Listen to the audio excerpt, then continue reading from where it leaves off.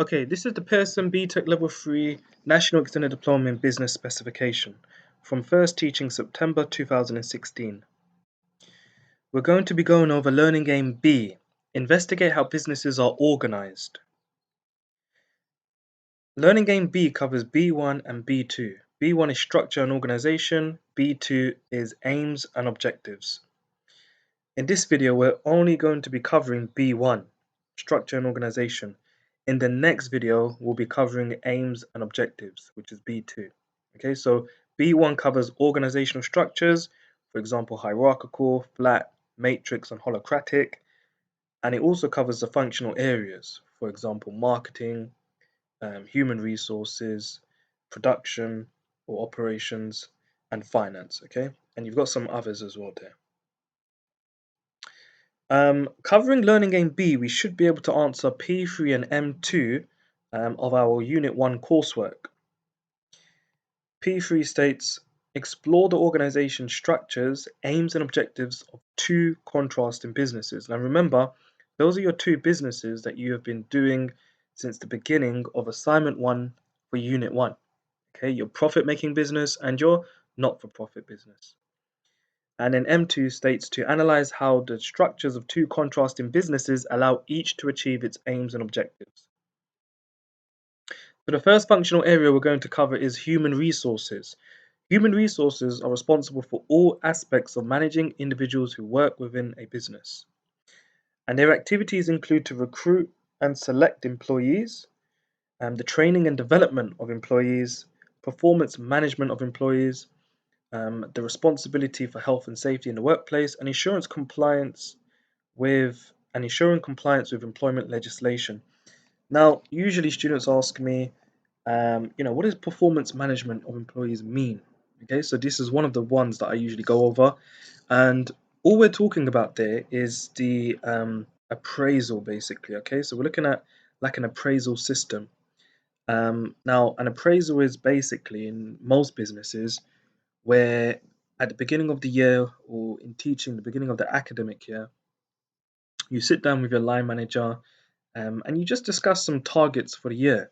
So, for example, a teacher may sit down with the head of department, okay, their line manager, and they might discuss certain targets that they have to achieve. Okay, so it might be something along the lines of 90% of students need to get A star to C, for example, or a grade 9 to 6, for example. And then they'll set like mini objectives of how to reach that target. Okay, so certain objectives might be to have more after school intervention sessions, more revision classes, and to set more homework, okay, to achieve that target. We've also got recruitment and selection of employees. So the human resources department deals with this as well. Okay, so the human resources will help and to aid in recruiting new employees. So, for example, we'll use the teaching industry as an example again. If a teacher leaves a school, then the HR department, it will be down to them to maybe organize an advertisement for that role. If it's, for example, a business teacher that's left, the HR department will create an advertisement to recruit a business teacher. They'll create a job description and a person specification, um, and then they'll send that out. It may be on the school's website or it may be on an external agency's website. But either way, that advertisement will be put out there, and prospective teachers will apply to that job. Okay, and then obviously the teacher will come for an interview after they've been shortlisted and selected. The teacher will come for an interview, and then they will assess the teacher's teaching capabilities. Okay, so usually the teacher will teach a lesson and be observed, and then there'll be a mini face-to-face interview after. That's usually the process. The HR also are responsible for training and development of employees. So the HR will maybe organize training sessions, and that could be within the school, or it could be externally. Okay, it could be outside of the school. And a lot of the times, training sessions do take place on site, especially in schools. So there may be an experienced teacher or a head of department, or maybe a senior leadership team member leading a session, and that session could be on behavior management, for instance. It could be on differentiation. It could be on questioning. It could be on safeguarding, and that empowers employees with more knowledge, okay, to do their job better. HR are also responsible for health and safety, so they just make sure that the workplace is safe to work in. Shouldn't be any danger to adults or children on site or to anyone else, and they just ensure that everyone is complying with employment legislation. For example, if a teacher has a query, if a teacher wants to go on to maternity leave, for example, they'll ask their HR, what's the processes of applying for maternity, how many months off do I get, how long do I get paid for, and so on and so forth. Okay, so that's what the HR is there for. We've also got marketing. Now, the marketing department is responsible for identifying the needs and wants of business customers and developing products or services to meet those needs. Okay, Um, and the activities include market research. So they research the market and find out, what are customers' opinions, what are their needs, what are their wants.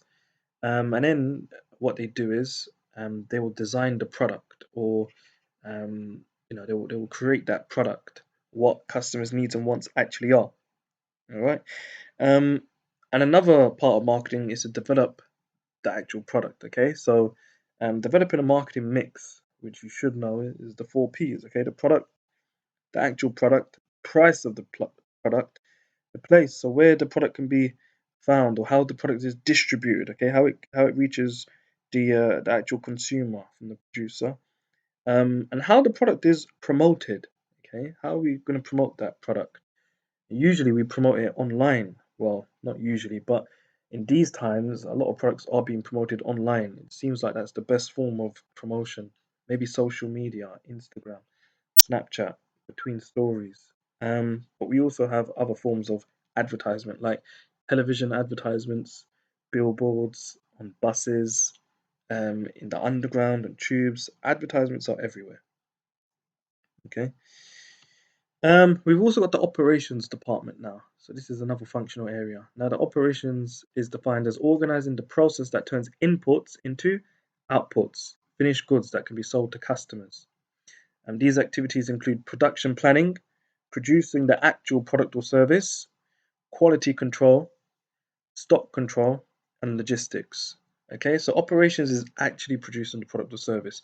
If we're looking in a school, the operations could be the teacher teaching to the student, for instance. Okay, if we're looking at a car manufacturer place or a car factory such as Toyota, the operations would be them actually creating the car.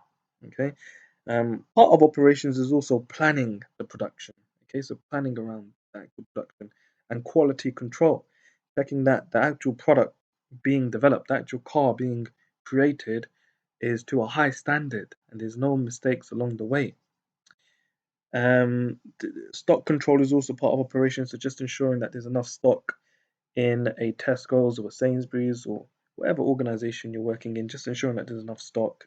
And if we have to reorder anything.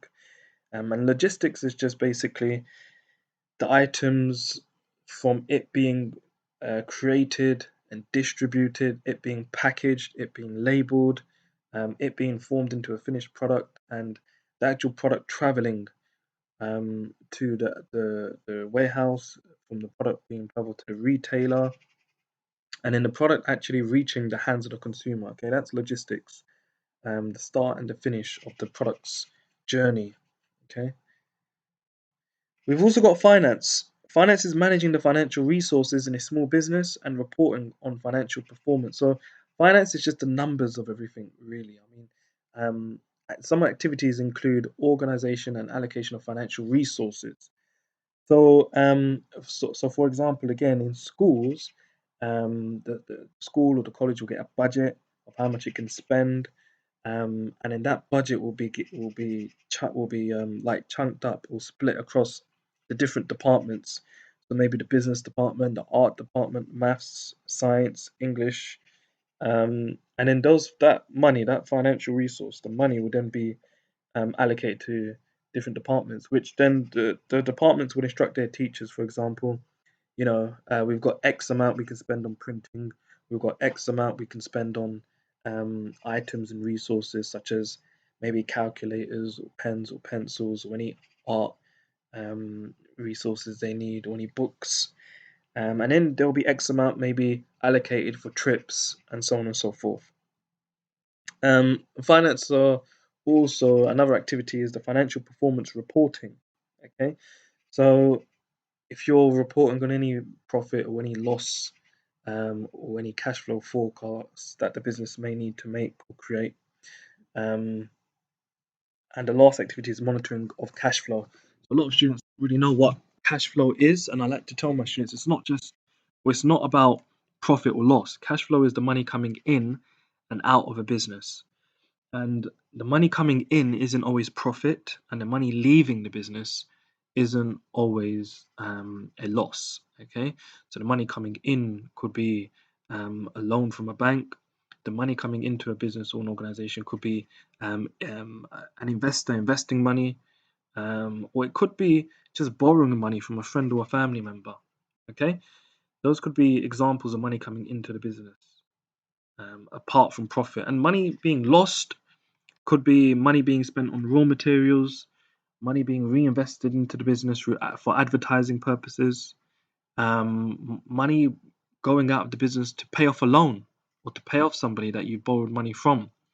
And money could leave the business through interest payments as well. Okay, so there's plenty of ways money can leave the business or come into the business, and it's not just profit or loss. Okay, we've got other functional areas such as research and development, sales, customer service, quality, IT, and these functional areas. Sometimes businesses will have these as separate departments. Okay, but I've just gone over the four main functional areas, and I'll leave that for you to do some more research into the other functional areas. Okay. All right. So a quick activity here. Think about how each functional area contributes to the success of your chosen organizations. All right. So remember, your chosen organizations, you chose two. One of them was a profit-making business. One of them was a not-for-profit business. So you just need to apply this question to your selected businesses. So if you want, you can pause the video, have a think about it, maybe jot down some notes, and then we'll move on. Okay, so you should have jotted down some notes, should have paused the video and have had a thought about that. We're going to move on now. So we're now looking at organizational structures. The definition of an organizational structure is a visual representation of the way in which a business is organized. An organizational structure helps identify job roles and responsibility.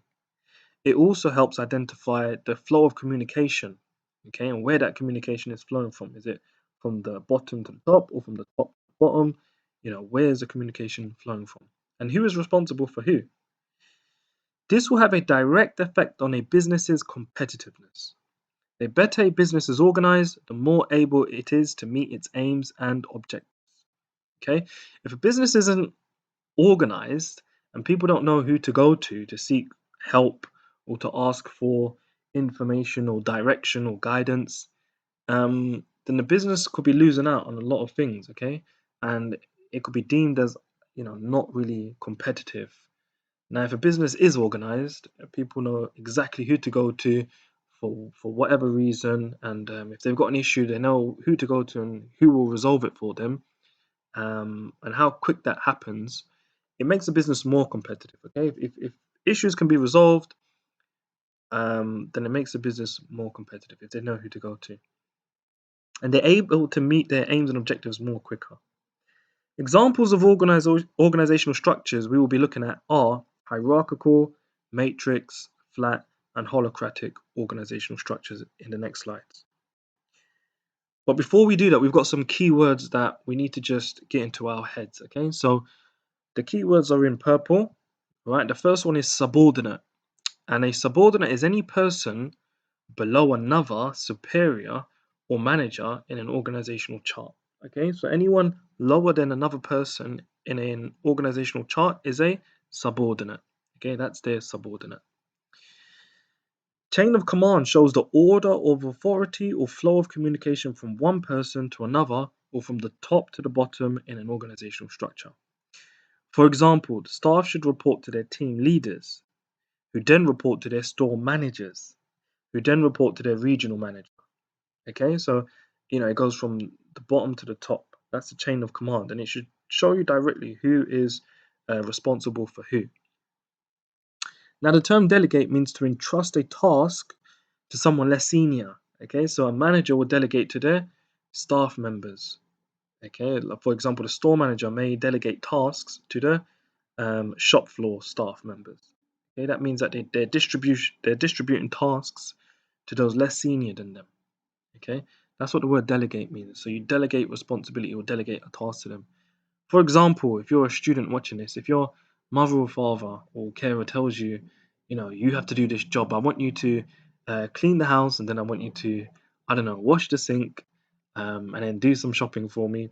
You might delegate some tasks to your younger siblings. You might tell one of your younger siblings, hey, mum wants us to do this, so you do the dishes, and then to your brother or to your other sister, you may say, you clean the floors and hoover the floors and so on and so forth. That's an example of delegating. Okay, an example in the workplace is head of department may be given tasks by the head teacher, for example, and then the head of the department may distribute those tasks to the teaching staff. Okay, the different teachers under their command.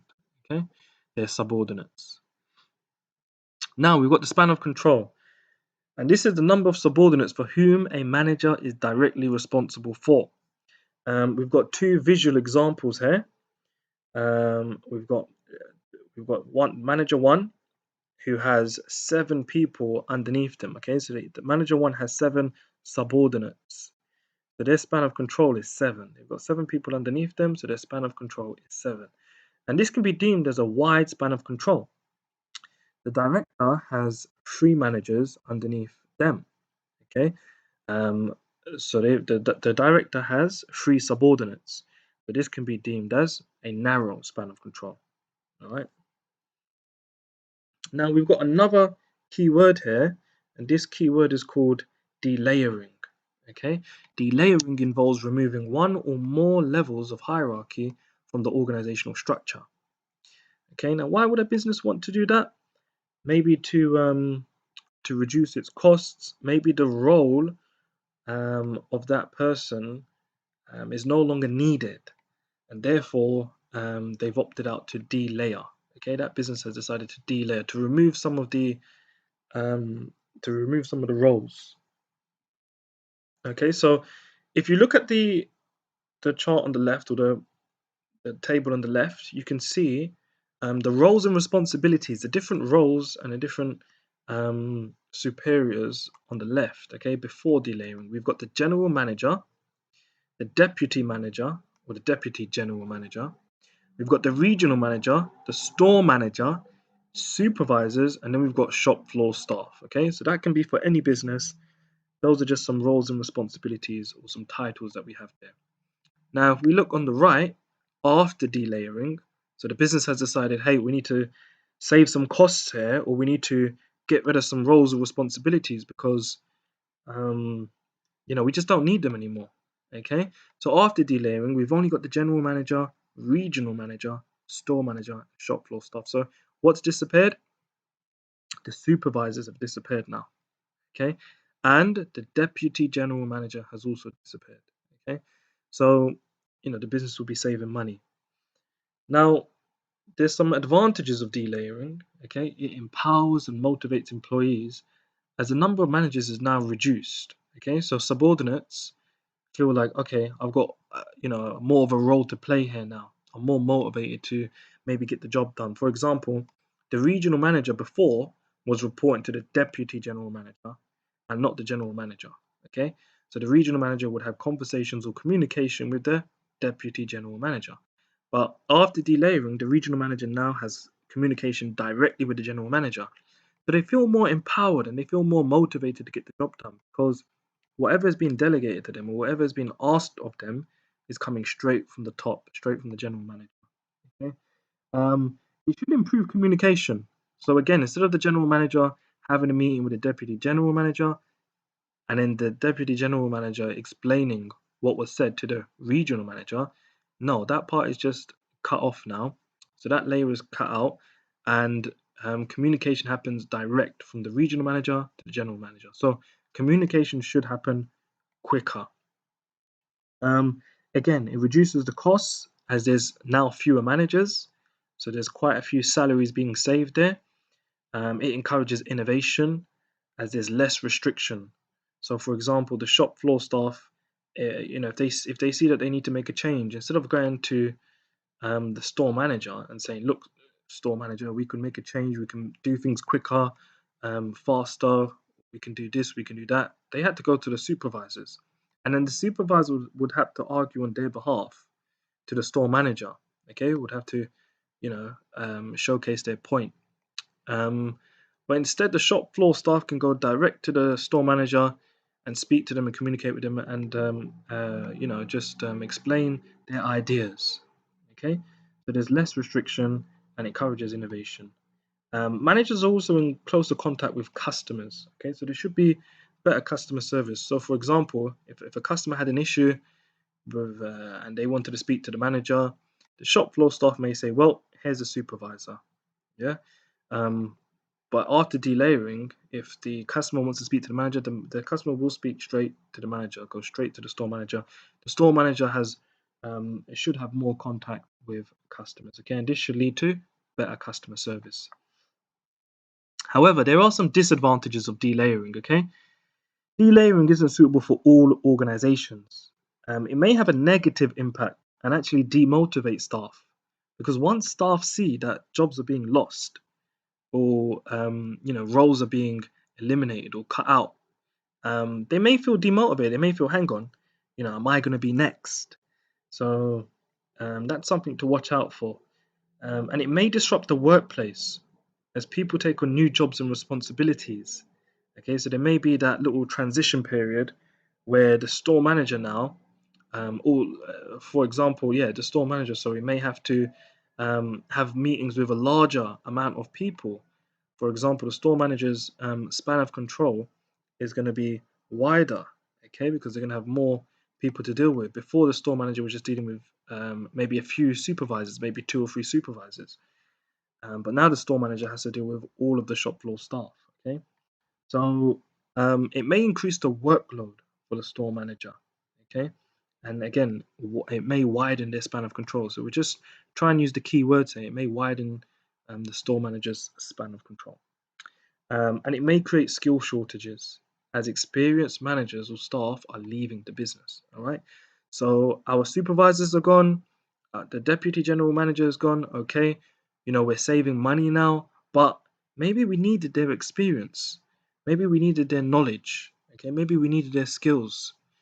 So that's why delayering can be a good thing or a negative thing. We've got another keyword here now, and it's centralized decision making. And this is when the responsibility for decision making is maintained by a limited number of senior managers at the top of the hierarchy. Okay. Um, so this is fewer decision. So there's fewer decision makers. Decisions are made by those at the top of the hierarchy. It speeds up decision making because there's not a lot of people making decisions. It should speed up decision making. It maintains tight control. And it's very bureaucratic. Okay, so if somebody at the lower end of an organizational structure wanted to do something or change something, you have to go to these. You'd have to go to the top of the hierarchy or seek the top of the hierarchy to make that change or to make that decision. And for example, if we go back a slide, remember we had the shop floor staff. They would have to speak to the store manager, regional manager, who would then speak to the general manager to make that change. Okay, and if you're looking at before delayering, well, then the process is even longer. Okay, so it's very bureaucratic. There's a lot of paperwork involved. It's a long process to make a change. That's what we mean by bureaucratic. Okay, another word for that is red tape. Centralized decision making also helps with maintaining quality. Okay, or maintaining the same systems or operations. If one person is making the decision, then that should be spread across other businesses. For example, McDonald's or Krispy Kremes. There will be one way of how we make these donuts, or one way of how we make the food in McDonald's, and that way needs to be the same way in each and every McDonald's franchise. Okay, and that helps to just maintain quality, okay, and keep customers happy. In that way, customers know that whichever McDonald's they go to, they know they're going to get the same quality fries, the same quality burgers, the same quality drinks in each and every McDonald's. It doesn't change. It's not one specific franchise where, oh, they make it better there. We've never really heard of anyone say that. If people want to go to McDonald's, they'll go to any McDonald's and they expect the same standard of quality from each one. That's due to centralized decision making. All right. So these managers or the senior managers will tell each franchise how long to fry your chips for, how long to cook your burgers for, at what temperature the ice cream machine needs to be at, for example, so on and so forth. Okay. We've also got decentralized decision making. So decentralized decision making is when the responsibility for decision making is delegated to a number of middle managers throughout the hierarchy. Um, it delegates. It means that decision making is now delegated. Okay, or it delegates. No, sorry, it delegates decision making. So it means that people at the lower end of the hierarchy, so shop floor staff or those just above them, they can make decisions now. Okay, the store manager doesn't say, I need to go and consult with my senior or my manager or my line manager. No, instead, the store manager will make that decision. Okay, the freedom is given to possibly shop floor staff as well. If they think that, okay, we need to make a snap decision here, they're allowed to do that. Okay, so decisions are made at many levels within the hierarchy. It frees up management time. Okay, so if those lower in the hierarchy are making decisions, it gives those higher up more time to do things. Okay, and we call that opportunity cost. Maybe that's a term you can ask your business teacher or economics teacher to define for you. Okay, but it frees up their time. It provides motivation as well. Those lower in the hierarchy feel like, hang on, I'm allowed to make decisions. I'm more motivated. I'm more empowered. I feel wanted by my organization and I feel trusted and valued to be able to make decisions. It reduces bureaucracy. So where centralized decision making increase bureaucracy, decentralized decision making reduces bureaucracy. Okay, there's less people that they need to go to seek approval or to make that change, or less forms to fill out. They can make the decisions themselves. Okay. Now, the first organizational structure we're going to be looking at is a hierarchical structure, also known as a tool structure. So they're normally a tool organizational structure. It resembles the shape of a pyramid, as you can see on the right. They have many levels or layers of management. It has a long chain of command. So as you can see, the managing director is at the top, and below them, you've got 5 different directors. Okay, the director of finance, director of human resources, director of sales and marketing, director of operations, director of purchasing. And these directors are the directors that the managing director will speak to, all right, or have meetings with. The managing director won't have meetings with the accounts manager and human resources manager and the sales and marketing managers. They won't have meetings with people on this level of the hierarchy or those below them, right at the bottom, on this level. And these are usually your workers, okay, from each of these departments or functional areas, okay. So it usually has a long chain of command. So the managing director will speak to the director of finance, who will speak to the accounts manager, who would then pass on the message to the accountants, for example. Okay. Um, they also have a narrow span of control. So as you can see, the managing director is in charge of, or will have control of 5 directors. The director of finance will be in charge of 1 accounts manager. The director of sales and marketing will be in charge of 2 managers. Okay. The accounts manager would then be in charge of 5, maybe accountants. Okay, and the sales manager will be in charge of 5 sales representatives.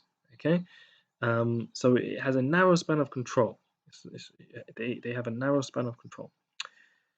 Superiors each are responsible for a small number of subordinates. It allows for closer supervision and better communication between two levels. All right. So, for example, the accounts manager can watch over the accountants, and the sales manager can watch over the sales representatives.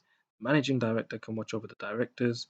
Director of finance can watch over the accounts manager, and that can happen closely. Okay, they can have conversations, meetings.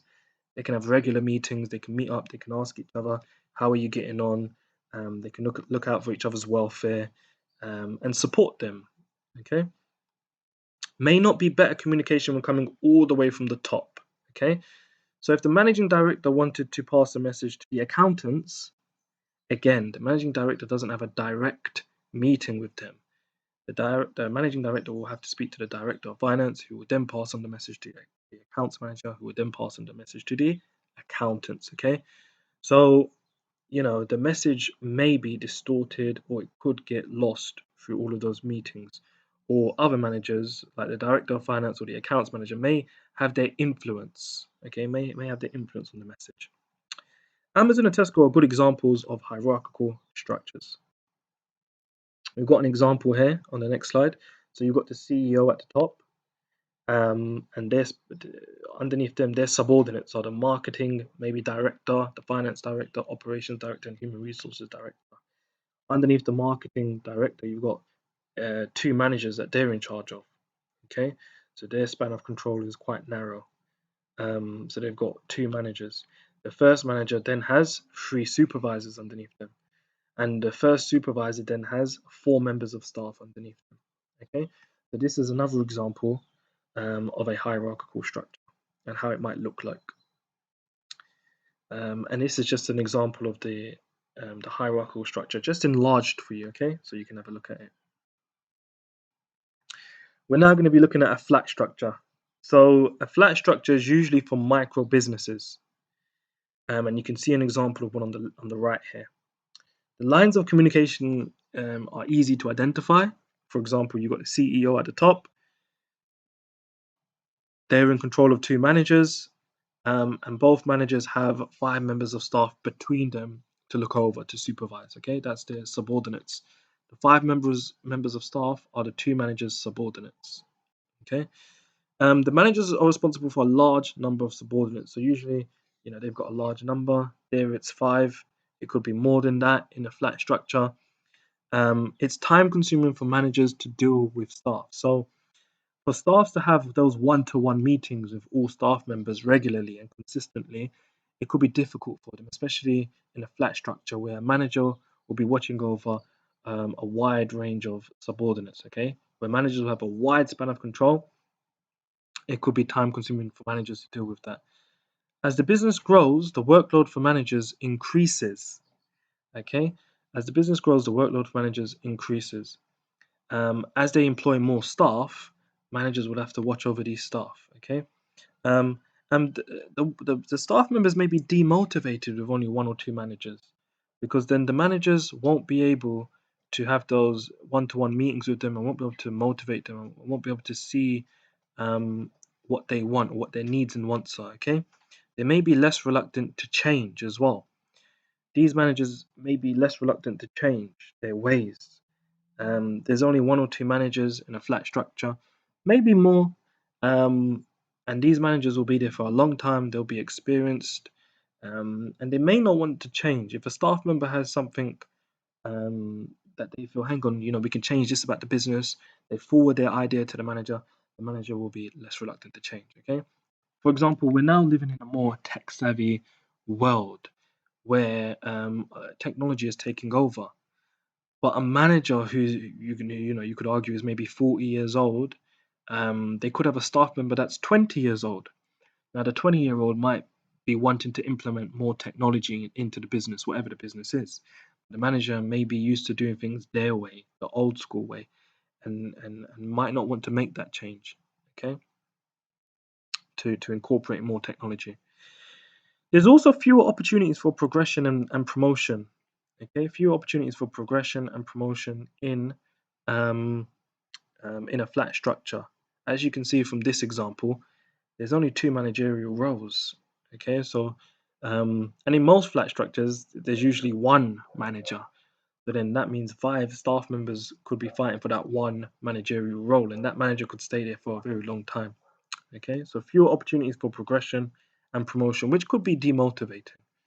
Okay, staff members could feel like they're just going to stay on that level for a very long time. And if you know or feel like there's another staff member that's probably better than you, your chances are probably less likely for you to be promoted, okay, or to progress in that workplace. There's less bureaucracy, and therefore decision making becomes quicker because again you've got fewer managers. And if a staff member wants to change something, you just go straight to your manager, and it's either a yes or a no from them. There's more delegation, for example, entrusting a task to someone less senior. So the manager will delegate more to their staff members. Okay, and that these are the features of a flat structure. And again, the image is enlarged here, so you can see it. Now, I've got a brief activity here for you. You need to work in pairs to complete the table below. Okay, a hierarchical structure and a flat structure. And for the hierarchical structure, you've got certain advantages and disadvantages there. And for the flat structure, you've also got certain advantages and disadvantages there. Okay, so what you need to do is you need to put those bullet points into the correct table, advantages and disadvantages for both hierarchical and flat structure. Okay, now these ones under hierarchical are just for hierarchical structure, and these ones on the flat are just for the flat structure. Okay, so you can pause the video, have a go at doing that, maybe on your whiteboards, in your books, on a piece of paper, maybe on a Word document, and after that you can unpause the video and see the answers. Okay, so you should have paused the video and you should have had a go at that. Now on the next slide are the answers. Okay, so we've got some advantages and some disadvantages of a hierarchical structure. One of the advantages is that it's easy to identify who reports to who in a large business. Okay, so with a hierarchical structure, you can see who reports to who. Another advantage is a narrow span of control. Okay, so a narrow span of control allows for closer supervision of employees, and it helps more with effective communication. And another advantage of hierarchical structure is that there are more experts to consult. There should be more managers, more managerial positions, supervisors, deputies to consult to, okay, or to ask for help from, or to share expertise with. Some disadvantages are that there's many levels of hierarchy, um, and a long chain of command. Okay, so this means that communication could be lost or distorted along the way.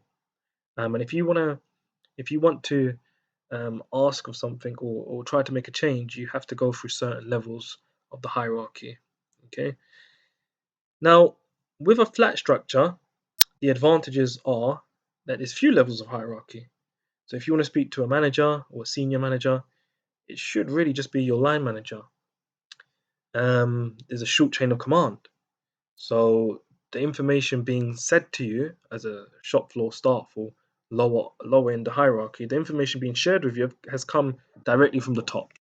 Okay, and if you want to communicate anything with your line manager or superiors, it should happen quickly because there's a short chain of command. Now, there's also quick decision making in a flat structure. Because there's less managers, decision making should be quicker. Disadvantages are that there are fewer opportunities for promotion. Remember, so if there's fewer opportunities of promotion, your employees could be demotivated. They could decide, you know what, I don't really see a future in myself here. If I stay here for the next, I don't know, 5 years or 5 to 10 years, there's no promotion opportunities for me. So therefore, I'm going to apply for another job, okay, or another business. There's wide span of control. That's a disadvantage because it gives because the subordinates may be demotivated. As a manager may have too many subordinates to see to, and remember they don't give them that one-to-one attention or time. Okay, and managers may delegate too much too. Now remember, And the last disadvantage is that managers are reluctant to change. We're now going to be looking at a matrix structure. Now, a matrix structure is one of the most complex structures of them all.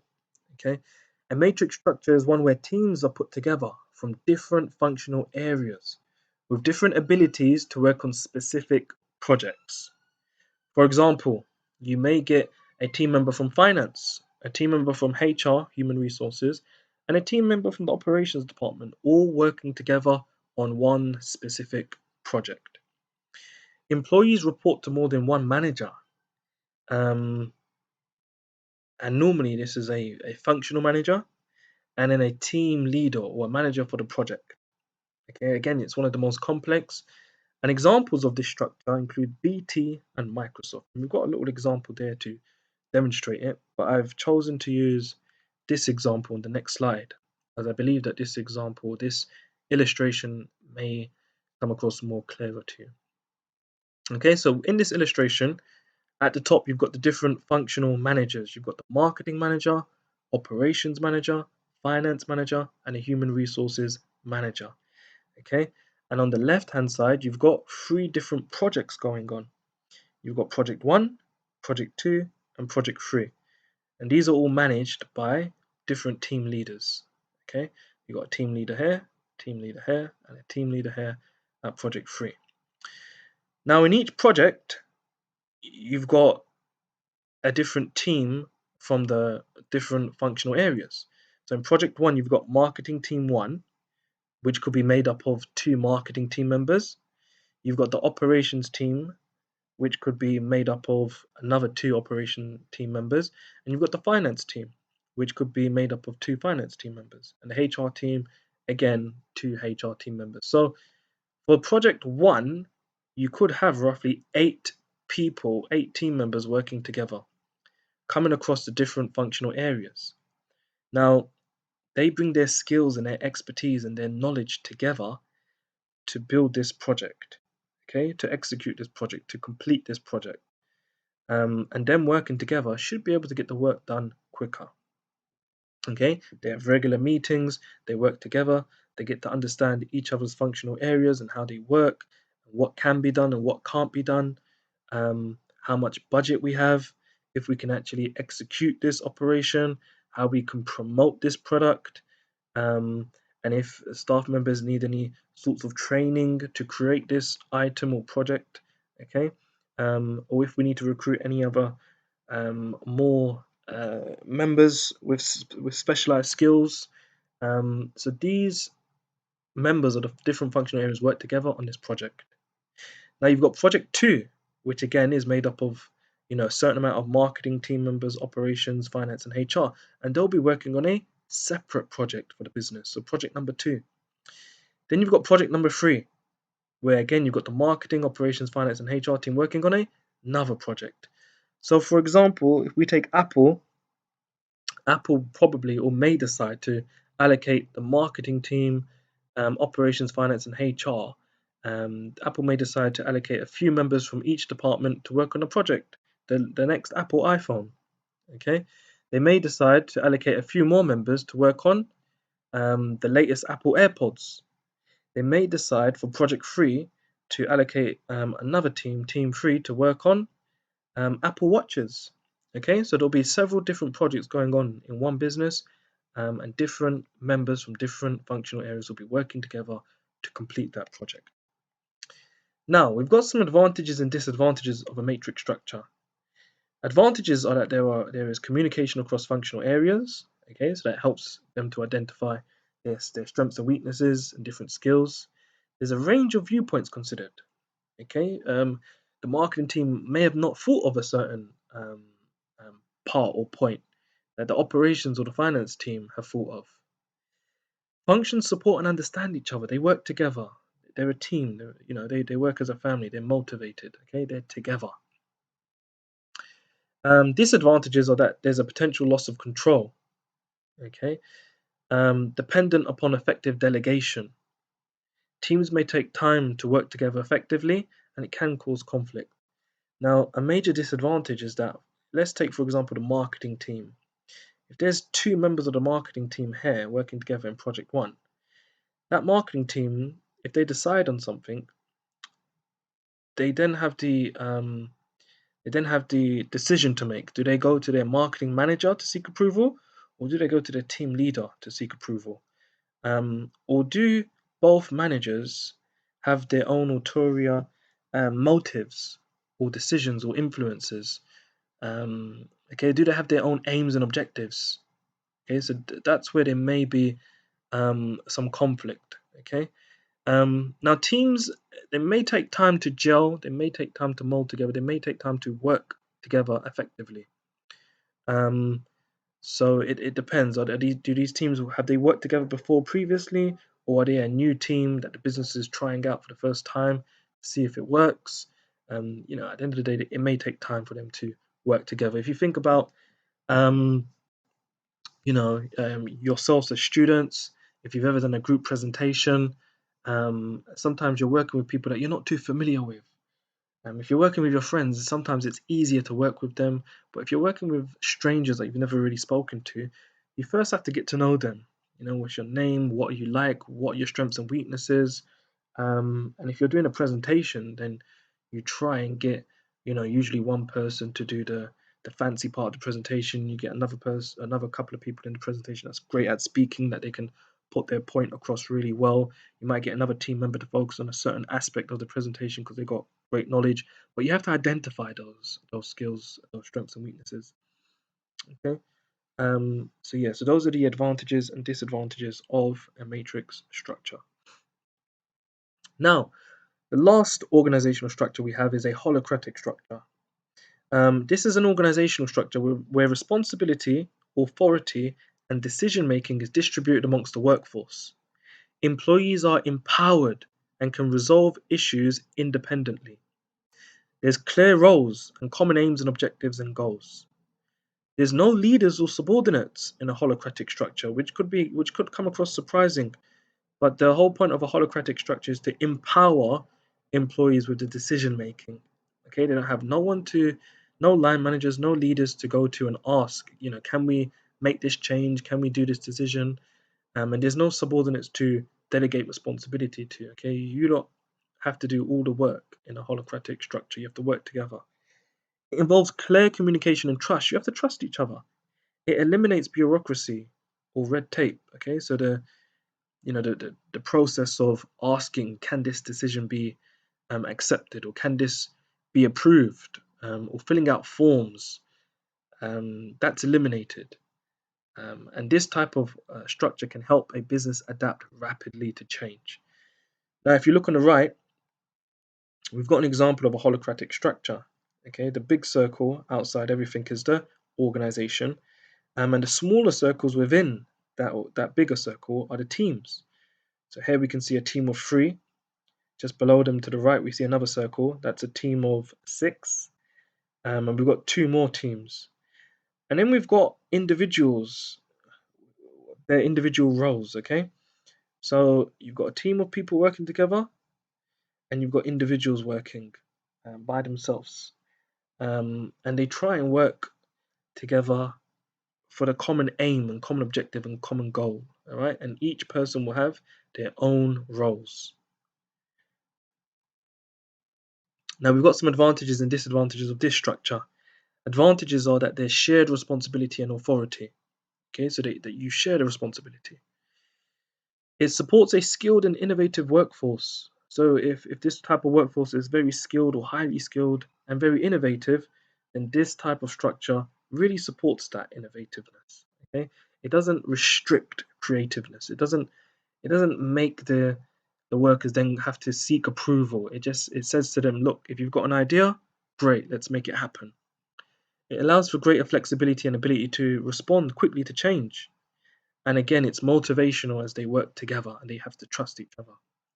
And the disadvantage is that it does depend on trust. So you have to be able to trust each other. You have to be able to know who you're working with. Okay. If we've got this great innovative idea, let's go 50-50 on it, or I'm going to do this part of it, you do that part of it. Let's bring it together. Okay. You do your part, I'm going to do my part. On this date, let's bring both our parts together, and we've got a great idea here or a great product here. Another disadvantage is that many decision makers can pose a threat of conflict. Okay, if everyone's able to make decisions themselves, there may be arguments. One person may believe that their idea is more superior to another's. Okay, so it may create conflict. It may create arguments. Um, Now, you've got the knowledge. Your task now is to research and identify the organizational structure of your two selected organizations. And remember, one of them was your profit making business, and one of them was your not for profit organization. So one of them was a business that makes profit, and one of them was a charity, basically.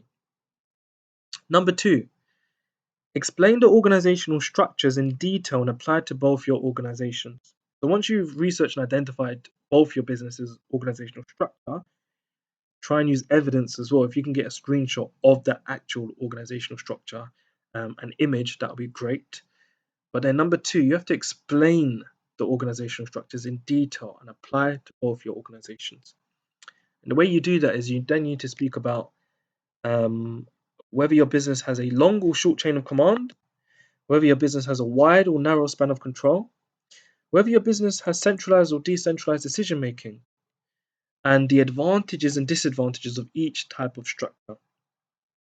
And question three, explain the different types of functional areas in both your organizations and apply to your two selected organizations. Okay, so the different functional areas, explain them and apply them to your organization. I used several different examples, and I used schools and colleges quite a bit. So you need to make sure when you're speaking about different functional areas, you apply them to your business. Okay. All right. Thanks for watching. Bye.